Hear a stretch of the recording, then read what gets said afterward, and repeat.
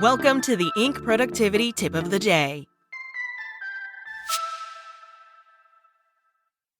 Today's tip: what does it take to feel wealthy? Not what you think, 2 new studies suggest.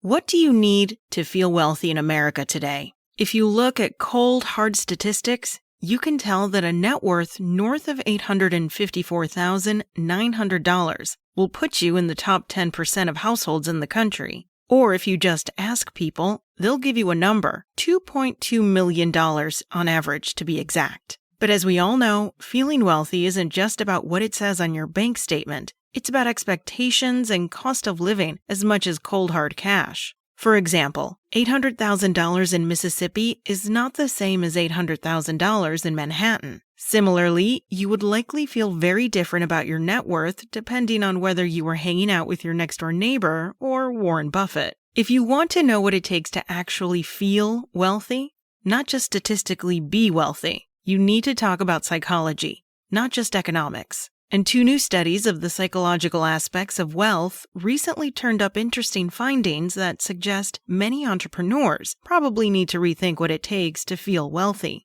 The first of this pair of studies is a survey of 2,500 American workers carried out by payroll services provider ADP. The findings are good news for self-employed. The poll found that 3/4 of independent workers feel they are fairly compensated, compared with just 68% of full-time employees. The second study, from Schwab, directly asks 1,000 Americans, "Do you feel wealthy?" Again, the answers might surprise you. The most likely generations to feel wealthy were Gen Z and millennials, 46% of whom said they felt wealthy, compared with just 40% of boomers. That's despite boomers having an average net wealth per household of $1.6 million, compared with just $221,209 for millennials. And also, despite the fact that many more millennials told Schwab that they compare their lifestyles with those of their friends on social media. 51% of millennials said their views of wealth were influenced by social media, compared with just 9% of boomers. Is there anything to make out of this smattering of findings? You might just throw up your hands and conclude people are weird about money. But a deeper reading suggests that there are some insights to be had here about what leads people to feel wealthy. The Wall Street Journal article writing up the ADP findings, for instance, points out that what sets the self-employed apart from salaried employees isn't how much they earn, which can vary wildly based on circumstance, but how much control they have over their time. Whether freelancers are earning less or around the same amount, the time saved by being their own boss is a big part of why they're happy. Compensation and negotiating experts say, reports the WSJ's Katie Mogg.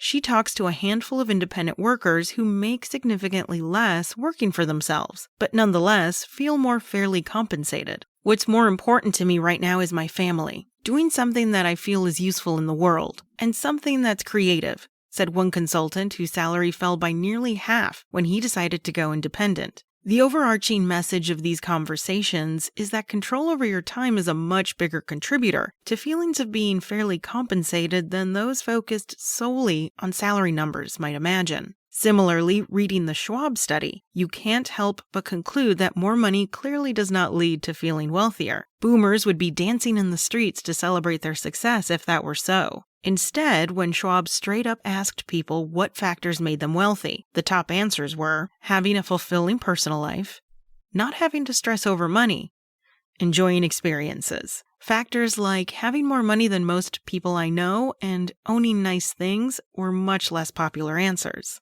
Put all this together and you understand that what makes people feel wealthy is less about their impressive numbers and material circumstances and more about feeling free to pursue the things they think are important in life. Millennials and independent workers might not have as much money, but they do tend to be less tied to the demands of others and more free to pursue their own passions. And that flexibility seems to make many of them feel wealthier, all of which jives with the testimony of experts who insist that wealth is about much more than money. It's about being rich in a range of resources, from time and relationships to health and wisdom. Feeling wealthy, all of this suggests, is less about chasing a particular number, but instead about balancing competing priorities to design a life that gives you more of the things you value. And if your definition of wealth is all about money and money alone, These studies suggest you're less likely to end up feeling wealthy in the end. That's it from Inc. You can find more articles and business success advice at Inc.com. Enjoy your holiday and check back Monday for more tips.